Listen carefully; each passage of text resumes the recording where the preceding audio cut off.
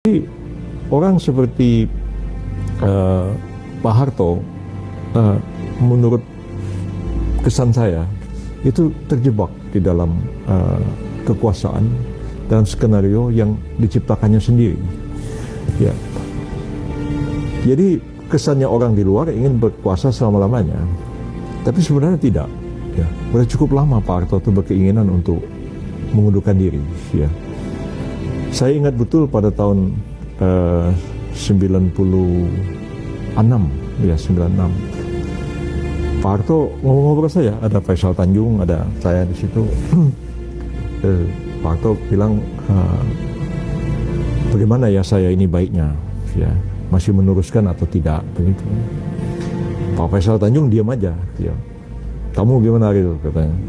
Saya bilang, Pak, mungkin ini saat yang paling baik kalau Bapak itu mengundurkan diri, ya.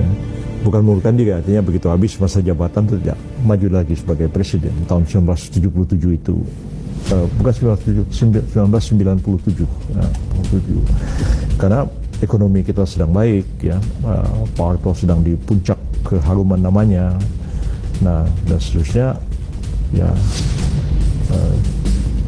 Generasi penerus lah yang akan meneruskan apa yang sudah Pak Harto capai.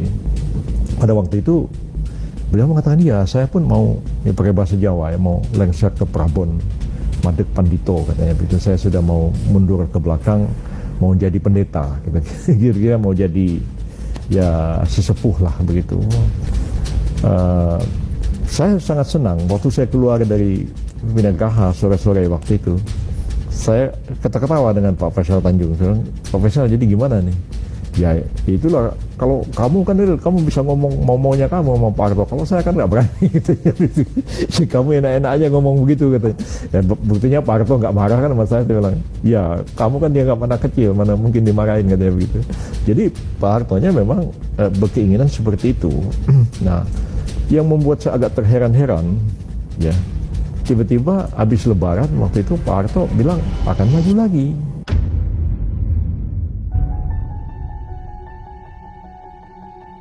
Dan saya sempat bertanya pada beliau, Pak, kenapa tiba-tiba Pak Harto akan maju lagi? Ya ini yang disebut nama Harmoko pada waktu itu, ya.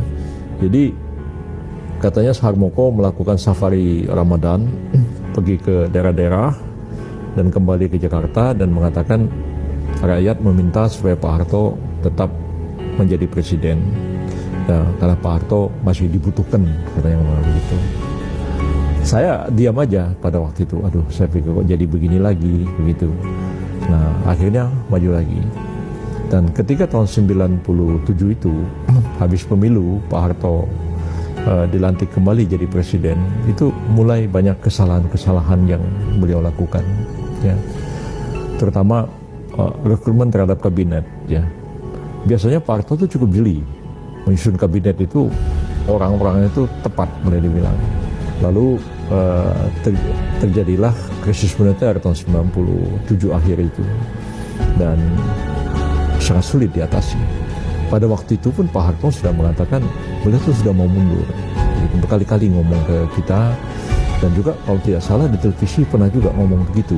Nah, sampai satu saat beberapa cendekiawan diundang ke istana, ya, ketika demo-demo sudah terjadi, yang ada MH Edun Najib, ada K. Haji Ali Yafi, ada Pak Nurholis Majid dan lain-lain. Pada waktu itu Pak Harto pun mengatakan hal yang sama. Saya ini sebenarnya sudah mau mundur. Nah, bagaimana caranya untuk mundur ini? Begitu. Nah, jadi sampai detik-detik terakhir, ketika demo-demo itu makin memuncak di Jakarta dan krisis ekonomi itu makin juga memuncak, ya, Pak Harto mengatakan bahwa dia mau mundur, cuma dia khawatir. Nah, itu yang saya katakan orang itu sering terperangkap. Dia khawatir apakah Pak Habibie itu bisa meneruskan atau tidak. Nah, itu satu hal yang di rumahnya Pak Harto pada waktu itu, menjelang besoknya Pak Harto berhenti, ya.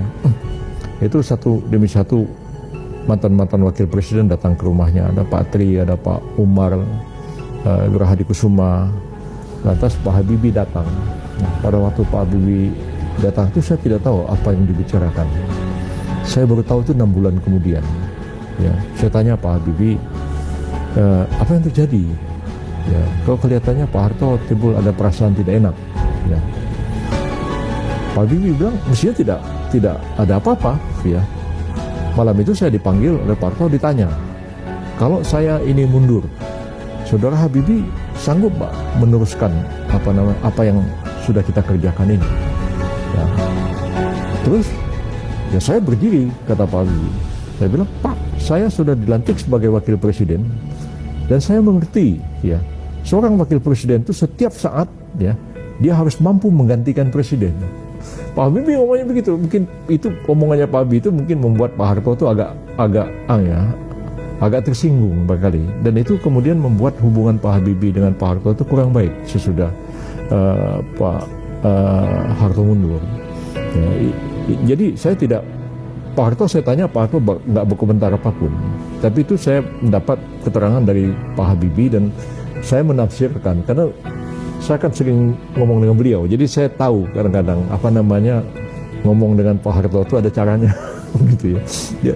Satu hari beliau pernah bilang sama saya, Dil, kamu sering dengerin omongannya Amin Rais. Iya Pak, saya bilang, saya dengerin di TV, saya juga baca di koran-koran dan saya kenal Pak Amin Rais. Itu ya, Amin Rais itu kok begitu sama saya, ya. Padahal kan dia itu orang Solo, gitu. Jadi Pak Harto itu sebenarnya kalau ngomong sesuatu itu baik-baik kepada beliau, orang itu tuh sangat sangat iba, sangat responsif pada. Tapi kalau dengan bicara itu dengan nada tinggi kepada beliau, itu nggak klop. Jadi dengan Pak Amin itu, ya bahasanya begitu dengan saya, tapi ngomong begitu itu saya tahu itu udah marah itu. Ya. Oh, Amin Rais tuh begitu ya sama saya. Nah, itu kalau kita sama orang biasa sih biasa-biasa, tapi kalau Pak Harto ngomong gitu, itu tuh orang tuh udah marah, udah kesel dia, begitu dengan sikapnya Pak Amin itu. Nah jadi saya kira mungkin Pak Habibie agak tinggi omongannya pada waktu itu.